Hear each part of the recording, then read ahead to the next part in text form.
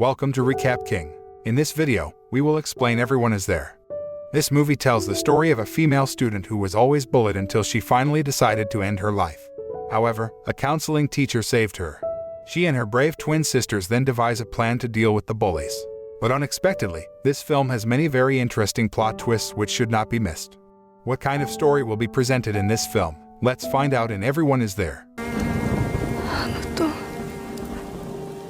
Everyone Is There begins by showing a girl running in the forest. The girl ran scared while occasionally looking back, as if someone was chasing her. Not paying attention to the road, the girl slipped and fell on the stairs. With a bruised face and a body covered in wounds, the girl tried to ask for help, though all that came out of her mouth was a low moan. The girl named Soo-Yeon, a high school student who is still 16 years old and is often bullied by her classmates. Soo-Yeon lives alone because her mother has passed away, while her father works abroad. When Soo-Yeon finally wakes up at the hospital, a male police officer approaches her and tries to investigate what happened to her. But Soo-Yeon just stayed silent because she was so traumatized by the incident. Not long after, a female teacher comes to see Soo-Yeon. Together with the teacher, several parents also came to see Soo-Yeon's condition. They are the parents of the students who have bullied Soo-Yeon. The police then told the parents that their children were seen taking Soo-Yeon towards the mountain, and their actions were caught by CCTV cameras in the vicinity. Even so, the parents still evaded because there was no strong evidence to show that their children were involved in the violence experienced by Soo-Yeon. One of the guardians says that he will take the peaceful path and compensate Soo-Yeon if her daughter is involved in the bullying. The next day, Soo-Yeon's teacher informs the principal of the violent incident experienced by Soo-Yeon. However, the principal chose to ignore the incident because the principal did not want to damage the reputation of their school by bullying that led to violence and breaking the law. On the other hand, the policeman tries to contact Soo-Yeon's father overseas to tell his daughter's condition. However, the answer that was obtained was truly unexpected, because it turned out that Soo-Yeon's father did not care about his own daughter at all, and only contributed to Soo-Yeon's life by providing accommodations to support her life. In fact, what Soo-Yeon really needs right now is attention and affection from those closest to her. Soo-Yeon, who feels very depressed over everything that has happened to her, finally decides to end her life. But suddenly, a mysterious woman appears who immediately stops Soo-Yeon. The woman named Kang Il-young then admitted to being one of the counseling teachers asked by the police to handle Soo-Yeon's case. Il-young then asks the problem Soo-Yeon is experiencing, and continues to persuade the girl to tell her, because then, all the problems she faces will be solved. However, the deep trauma still torments Soo-Yeon, and seems to prevent her from telling what really happened. Knowing that she can't push Soo-Yeon any further, Il-young then asks Soo-Yeon to rest and tells her to take care of herself, because she promised to help her deal with her problems. That night, Soo-Yeon dreams that she is running in the dark forest and finds herself dead. Soo-Yeon then wakes up from her nightmare, and goes back to reflecting on Il-young's words who promised to come back and help her. The next day, a girl named Joo-jin visits Soo-Yeon at the hospital. Joo-jin is one of the students who bullied Soo-Yeon, causing the girl to be severely traumatized and hospitalized. Soo-Yeon just stays silent and looks down in fear when Joo-jin arrives and gives her a new school uniform. Soo-Yeon knows full well that Joo-jin didn't come here to apologize to her. Sure enough, Joo-jin then threatens Soo-Yeon not to report the incident that night to the police. After warning Soo-Yeon, Joo-jin then leaves. Unbeknownst to them, Il-young is already there and hears everything from behind the curtain. Soo-Yeon then returns to her apartment accompanied by Il-young. She also offers to accompany Soo-Yeon if she feels lonely. However, Soo-Yeon instead asks why Il-young is willing to help her. Il-young then says that Soo-Yeon needs an adult figure who can understand the situation she is in, not people who keep judging her and cornering her. The next day, Il-young accompanies Soo-Yeon for a walk around the residential area, not far from her apartment. Just then, Soo-Yeon catches a glimpse of someone she knows, then chases after the person. When Il-young tries to chase after Soo-Yeon, the woman accidentally runs into someone she doesn't expect. Il-young turns out to meet Jung-Yeon, Soo-Yeon's twin sister who is very similar to Soo-Yeon, and turns out to be the person Soo-Yeon was chasing. Jung-Yeon has a very different personality from Soo-Yeon, where Jung-Yeon is a brave girl, likes to be honest, and doesn't hesitate to take violent actions if someone dares to hurt her.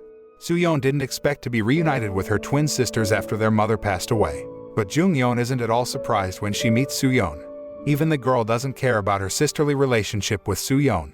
Jung-Yeon, who looks sick to see her twin sister, then left them.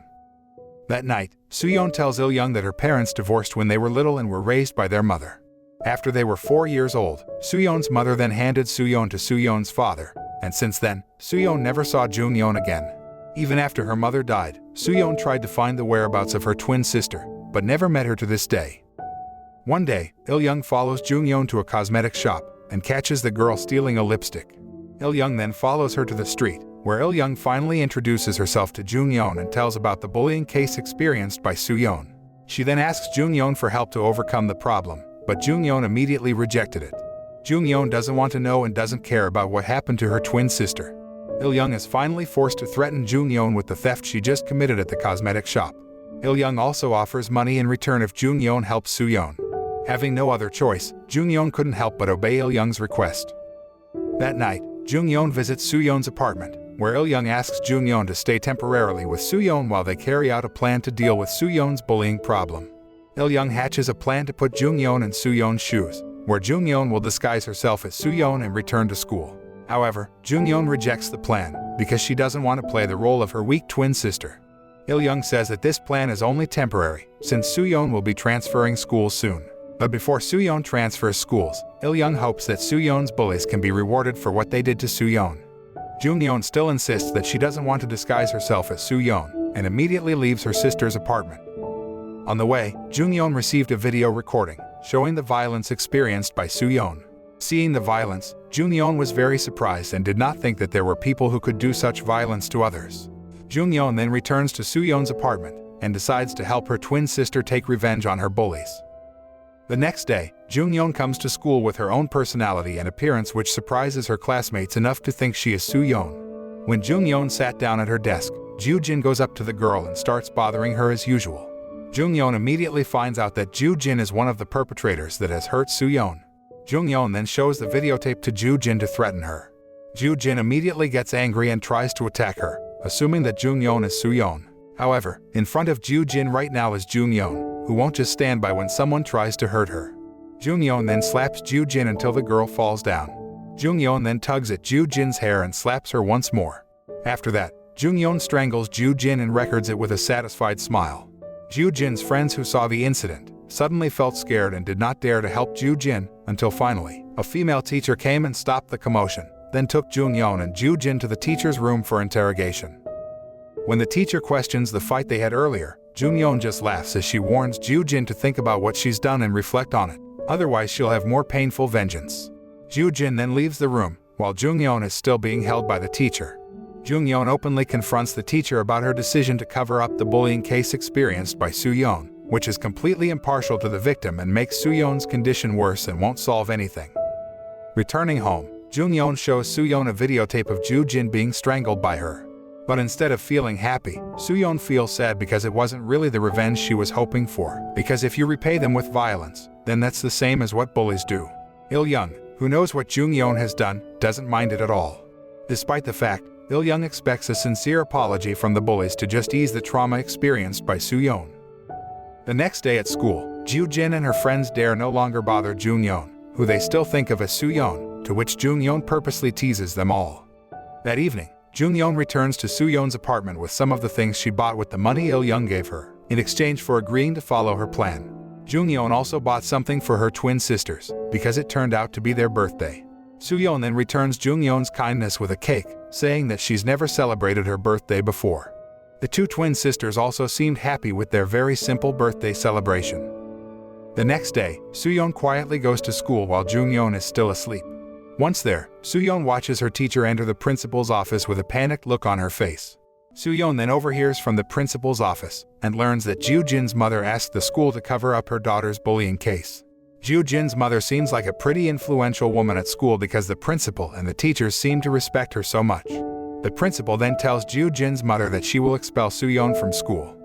Knowing that she will be expelled from school and that no one is on her side, Soo-Yeon runs to the toilet in tears. On the other hand, Joo-jin, who sees Soo-Yeon has now returned to being a weak girl, then bullies Soo-Yeon as usual. When she returns to her apartment, Soo-Yeon's body is already weak and soaking wet. Then Soo-Yeon finally fainted. Seeing the condition of her twin sister, Jung-Yeon immediately knew that it was Joo-jin's doing. Jung-Yeon then calls Joo-jin and asks her to come to the location where Joo-jin and her friends tortured Soo-Yeon, then threatens to spread a video of the violence that Joo-jin has committed if the girl doesn't comply. Joo-jin was frightened, then went to the place alone. But then, Jung-Yeon hits her straight with one hard punch and ties her up while the girl is unconscious. Afterwards, Jung-Yeon records Joo-jin in an obscene manner, meant to threaten the girl. Jung-Yeon also threatens to splash Joo-jin in the face with hard water to make Joo-jin reflect on all the things she's done to Soo-Yeon so far. Jung-Yeon then allows Joo-jin to run as far as she can, and she'll chase after her a few minutes later. If Joo-jin manages to escape from her, then Jung-Yeon promises to delete the obscene video. Joo-jin runs in fear and falls in the same way Soo-Yeon did when she slipped and fell while trying to escape from Joo-jin and her friends. However, suddenly, Soo-Yeon appears and asks Jung-Yeon to stop her actions, because this is not the way she expected to repay Joo-jin's actions. Soo-Yeon immediately untied Joo-jin, but Jung-Yeon immediately stopped her. Not long after, Il-young arrives and asks Jung-Yeon to stop what she's been doing. Il-young then calls the police and reports about the accident that happened there without Soo-Yeon and Jung-Yeon involved. Moments later, the police managed to find Joo-jin, who was lying unconscious, and immediately took the girl to the hospital. Joo-jin's mother, who thinks that Soo-Yeon is the perpetrator of the violence experienced by her daughter, then reports the girl to the police station. But then, the police were confused because the Soo-Yeon they arrested had a very different personality from the Soo-Yeon they had previously met as a victim of violence committed by Joo-jin and her friends. While the police are interrogating Jung-Yeon in a room, Il-young then enters the room, but strangely, neither of them notices the woman's presence there. All eyes are on Jung-Yeon, and since there is no evidence, Jung-Yeon is finally released. When Jung-Yeon leaves, Il-young's figure also leaves and never comes back. On her way home, Jung-Yeon is confronted by Joo-jin's mother, who tries to attack her. The police immediately intervened. Joo-jin's mother then asks why Jung-Yeon hurt her daughter. But Jung-Yeon evades by saying that she was just taking Joo-jin somewhere and the girl suddenly fell. Jung-Yeon then reveals her disguise and says that she is Jung-Yeon, Soo-Yeon's twin sister, while the real Soo-Yeon is currently at home and still experiencing trauma from the bullying she experienced. Jung-Yeon then says that she will kill all the bullies who have hurt her twin sister, and when they ask who sent her, Jung-Yeon reveals that the counseling teacher had planned it all. The police are even more confused about what really happened, and can't get any information about Il-young, the counseling teacher Jung-Yeon mentioned. When the police come to Soo-Yeon's apartment, they find no one there. On the other hand, Joo-jin finally wakes up and starts babbling incoherently. The girl raves, saying that Soo-Yeon spoke to herself when attacking her. Hearing Joo-jin's testimony, the police finally realize that Soo-Yeon has a split personality, where in fact, Jung-Yeon and Il-young are Soo-Yeon herself. After Soo-Yeon experiences torture that night, she experiences severe trauma that causes her to hallucinate finding a counseling teacher and having a twin sister. In reality, there were never Il-young and Jung-Yeon, and there was only Soo-Yeon. Soo-Yeon hopes to have a brave attitude and be able to face the people who always bullied her, so she creates Jung-Yeon inside of her. Soo-Yeon also hopes to have an adult who understands all her problems and is willing to help her, so she creates Il-young as well. Soo-Yeon goes and solves the problem herself after getting her revenge on Joo-jin that night. Moments later, it appears Soo-Yeon is about to go somewhere, where she is escorted by Il-young, who is smiling at her side, and of course only in her own imagination. Before leaving, Soo-Yeon expresses her desire to be a good counseling teacher, just like Il-young. However, the actual reality is very different, where in reality, Soo-Yeon had died, not long after she was crying for help. All the events in this film are really just Soo-Yeon's imagination at the end of her life, before the girl breathed her last. A film about bullying that once again pierces the conscience of many people, where cases of bullying in schools can lead to torture and death, and those in authority choose to turn a blind eye because it will affect their power or reputation. Maybe a little bit of attention that we give to the victims of bullying will mean so much to them, even if it only relieves the trauma and becomes a reason to persevere once again.